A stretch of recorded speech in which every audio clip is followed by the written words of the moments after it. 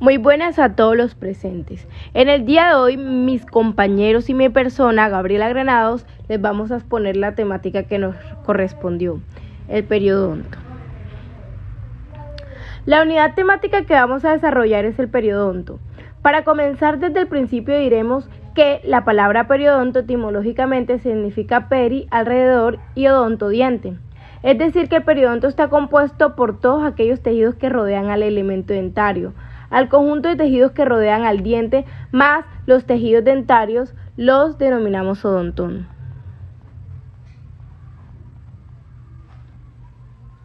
Clasificación de periodonto. Los tejidos que constituyen al periodonto se dividen en periodonto de inserción, que son aquellos tejidos encargados de mantener al diente en su alvéolo y por ende en su posición en el arco. El periodonto de protección son aquellos tejidos encargados de proteger al periodonto de inserción. Una vez definido esto, comenzaremos a desarrollar cada uno de los tejidos que componen el periodonto. Periodonto de protección. Los tejidos que componen el periodonto de protección son encía y epitelio de unión. La encía. La cavidad bucal está tapizada en todo su interior por mucosa, la cual, de acuerdo a su ubicación y función, se clasifican en mucosa masticatoria, mucosa de revestimiento y mucosa especializada. De los tres tipos de mucosa que encontramos en la cavidad bucal, la encía pertenece a la primera, es decir, forma parte de la mucosa masticatoria. Tenemos que la encía es la parte de la mucosa masticatoria que rodea al cuello de los dientes cubriendo los rebordes alveolares. En dirección oclusal termina en el margen gingival o cuello clínico del diente. En dirección apical se continúa con la mucosa vestibular. Por lingual es lo mismo, pero la línea demarcadora no es tan clara. En el paladar no hay demarcación porque tanto la encía como la mucosa palatina son similares por ser las dos de tipo masticatoria. La encía está formada histológicamente por tejido epitelial y tejido conectivo, de distinto origen embriológico.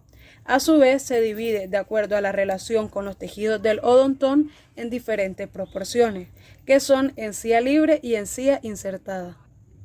Encía marginal. Esta posee las siguientes porciones. Primero, margen gingival. Al observar una persona sonriendo, vemos en su boca las coronas de los dientes y la encía que recubre el hueso vestibular hasta superponerse con la corona del diente. El borde de la encía que se proyecta en la superficie del diente es la margen gingival. 2. Surco marginal. Este es un surco o línea que se encuentra entre la encía libre y la encía adherida. La encía libre se encuentra sobre la superficie dentinaria y está sin adherir. Es decir, que se puede separar como la cutícula de las uñas. La encía adherida se encuentra a continuación de la anterior y está unida a la superficie vestibular del hueso alveolar de las piezas dentinarias. Esta se observa más nítidamente en el sector vestibular del área de los incisivos inferiores, pasando casi inadvertida en otros sectores de la boca. 3. Epitelio oral. La encía tiene forma triangular, donde la base corresponde a una línea imaginaria que se encuentra a la altura de la cresta ósea alveolar y su vértice correspondería a la margen gingival, por lo que quedarían claramente diferenciados dos lados o vertientes, una que mira hacia el elemento dentinario y la otra hacia la cavidad bucal. La vertiente que mira hacia la cavidad bucal es el epitelio oral de la encía libre. Y por último, el epitelio dental, que este constituye la otra vertiente, la que mira hacia la pieza dentinaria, opuesta a la vertiente oral de la encía libre. Es uno de los límites del surco o hendidura gingival. Comienza desde oclusal en el margen gingival y termina en el epitelio de unión o unión dentogingival hacia apical o cervical.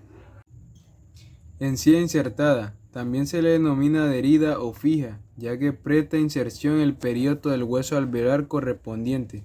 Sus límites son hacia oclusal, el surco marginal, y hacia apical en el surco mucogingival, que lo separa de la mucosa de revestimiento de la cavidad bucal.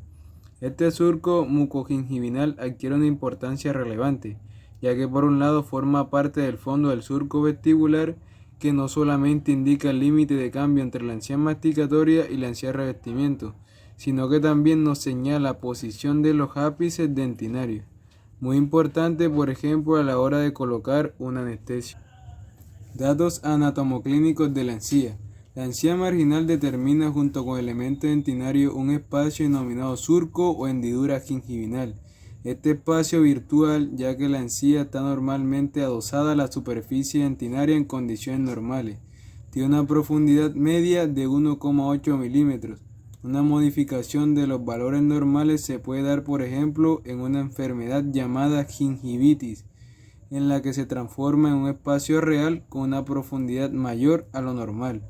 En este espacio normalmente se encuentra el fluido gingival, que tiene características parecidas al plasma sanguíneo.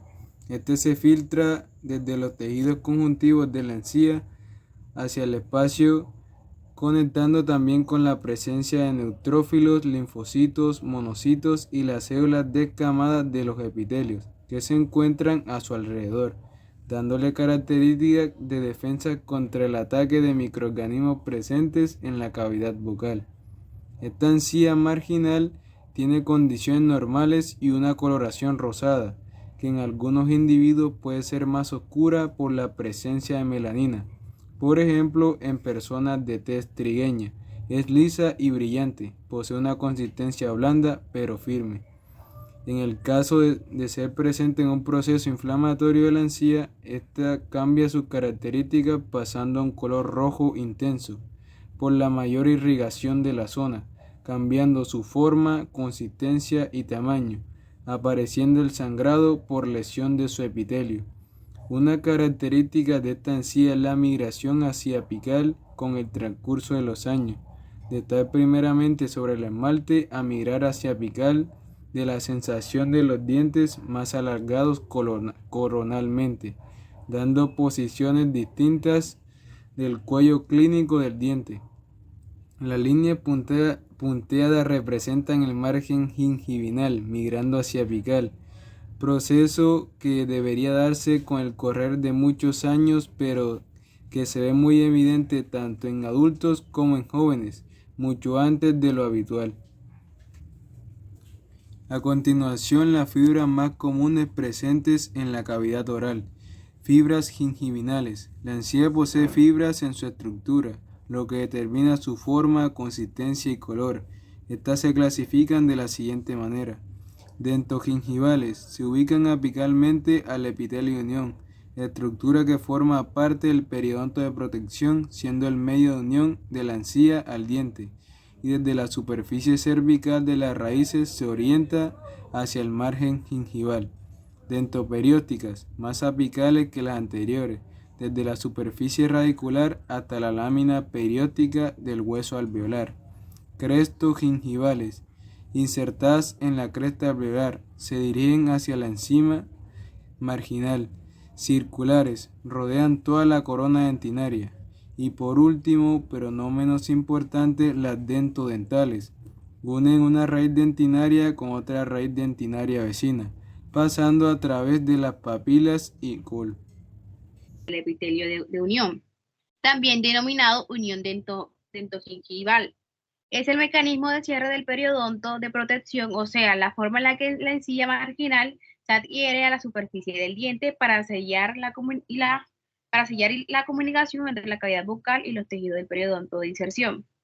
Este epitelio es la continuación del epitelio dental de la encía marginal, en su porción más apical, sin un verdadero límite entre ambos. Tiene una forma triangular con su base hacia el epitelio dental de la encía marginal y su vértice ubicado hacia la apical, dejando de esta forma dos lados del triángulo o vertientes, una hacia el corión de la encía marginal, denominada lámina basal externa, y la otra vertiente hacia la estructura del diente, llamada lámina basal interna. Esta vertiente o lámina basal interna se une a la superficie del elemento dentinario a través de hemidesmosomas. Recordemos que el mecanismo de unión entre las células epiteliales o gap cell junction son los desmosomas.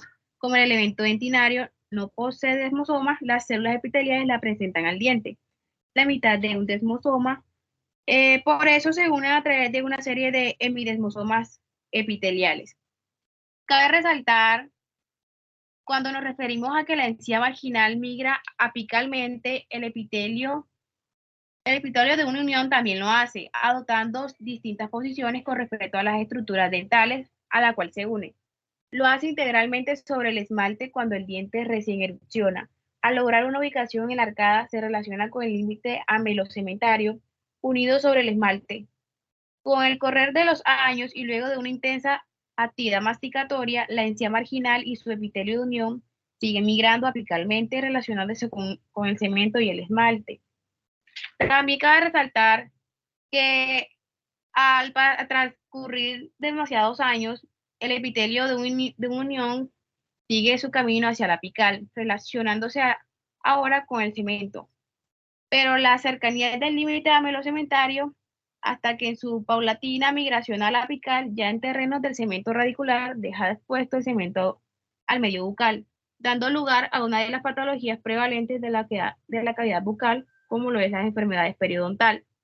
Esta migración apical de los tejidos del periodonto, como dijimos anteriormente, deja expuesta al medio bucal tejidos que no están preparados para este fin, como lo es el cemento. Es uno de los tejidos que ante medios diversos, como es la cavidad bucal, por sus cambios intermitentes de pH, presencia de bacterias, abrasiones mecánicas, en este caso sería como el cepillado, entre otras, el cemento claudica rápidamente, dando paso a trastornos como son la hipersensibilidad y las caries, necesitando desde complejas restauraciones, endodoncias o hasta la extracción por pérdida de los tejidos de sostén.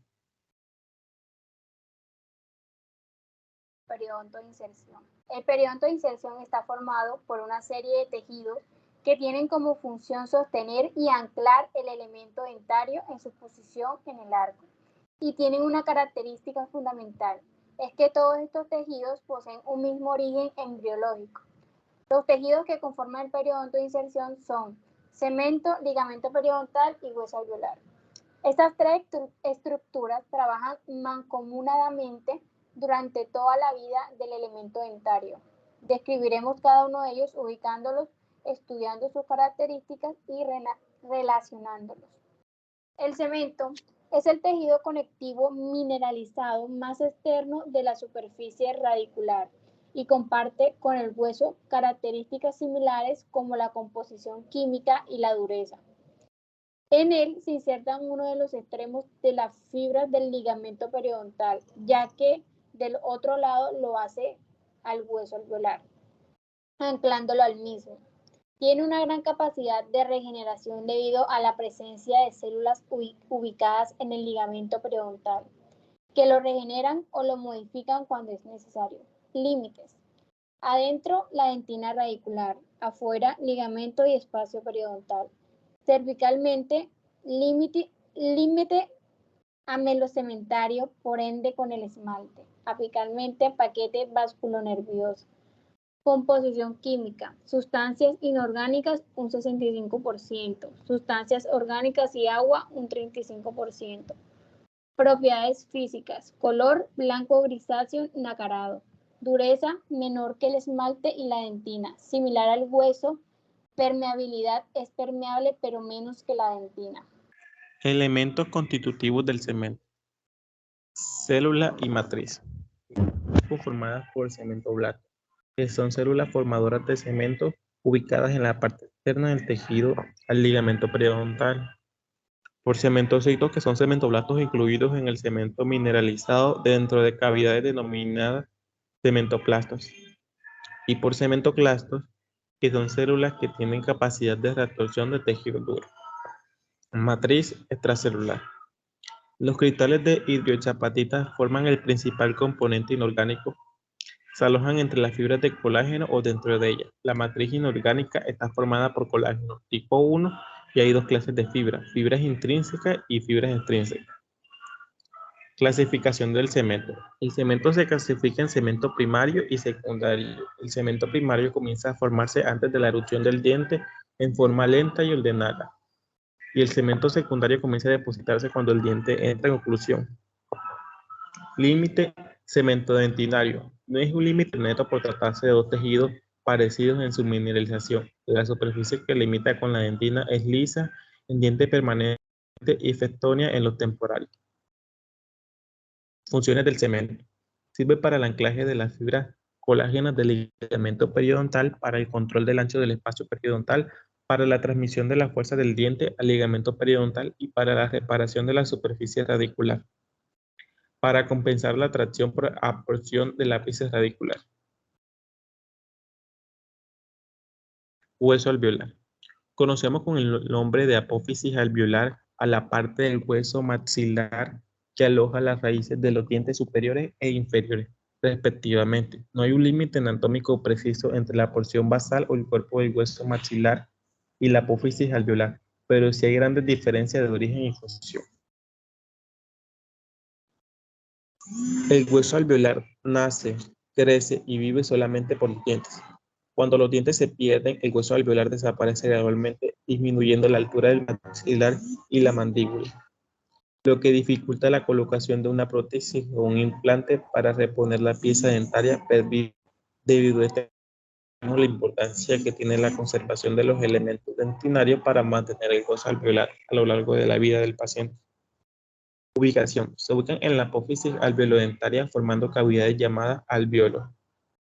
Dureza. Es el menos duro de los tejidos del odontón, aunque sean un poco marcados de las diferencias del cemento. Composición química. Está compuesto por sustancias inorgánicas al 60% y por sustancias orgánicas y agua al 40%. Límite. Limita con el ligamento periodontal, con el periósteo y la mucosa, con el paquete vasculonervioso dentario y con el epitelio de unión y la encía. Clasificación. Se clasifica en hueso compacto y hueso esponjoso. Funciones. Sirven para el anclaje de las fibras periodontales y reservorio de calcio. El ligamento periodontal. Hasta acá hemos estudiado por un lado el cemento que pertenece al elemento dentario, por otro hemos visto qué estructuras presentan los maxilares para recibir a cada una de las raíces de los elementos dentarios. Ahora bien, cuando cada una de las raíces está relacionada con sus alveolos, existe un espacio denominado espacio periodontal. Este espacio periodontal se encuentra en un tejido fibroso con gran componente de colágeno que sirve para el anclaje del diente. Tiene una alta densidad celular, pero con predominio de los fibroblastos. Límites del ligamento periodontal. Limita con el cemento radicular, con la cortical alveolar y periodontal, con el epitelio del unión y la encía, y con el paquete vasculonervioso dentario y con el conectivo pulpular. Espesor. Es de 0,15 a 0,38 milímetros, varía según los diferentes dientes. Según el tercio de cada uno de los dientes, según la edad del estado funcional, los valores menores corresponden al fulcrum. Fibras del ligamento periodontal.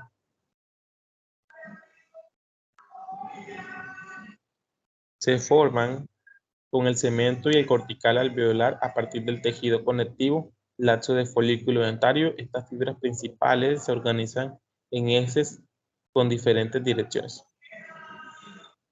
Funciones del ligamento periodontal. Sirven para la fijación y la articulación, para la cementogenia, que son los fibroblastos que se transforman en cementoblastos, y también para la osteogenia, que se transforman en osteoblastos.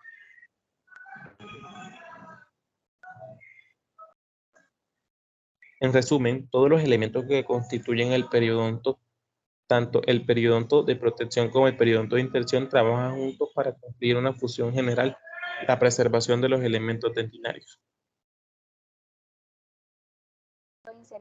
El periodonto de inserción está formado por una serie de tejidos que tienen como función sostener y anclar el elemento dentario en su posición en el arco, y tienen una característica fundamental, es que todos estos tejidos poseen un mismo origen embriológico.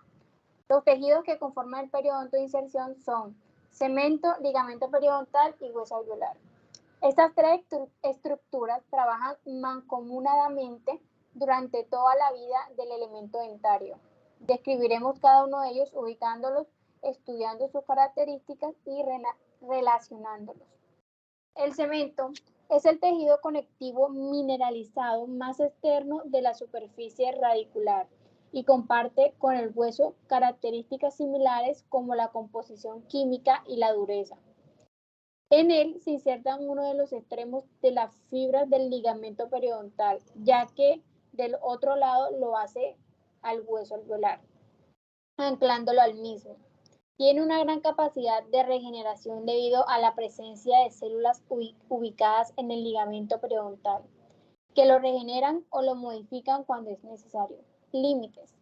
Adentro, la dentina radicular. Afuera, ligamento y espacio periodontal. Cervicalmente, límite amelocementario, por ende con el esmalte. Apicalmente, paquete vasculonervioso. Composición química. Sustancias inorgánicas, un 65%. Sustancias orgánicas y agua, un 35%. Propiedades físicas. Color blanco grisáceo nacarado. Dureza menor que el esmalte y la dentina, similar al hueso. Permeabilidad es permeable pero menos que la dentina.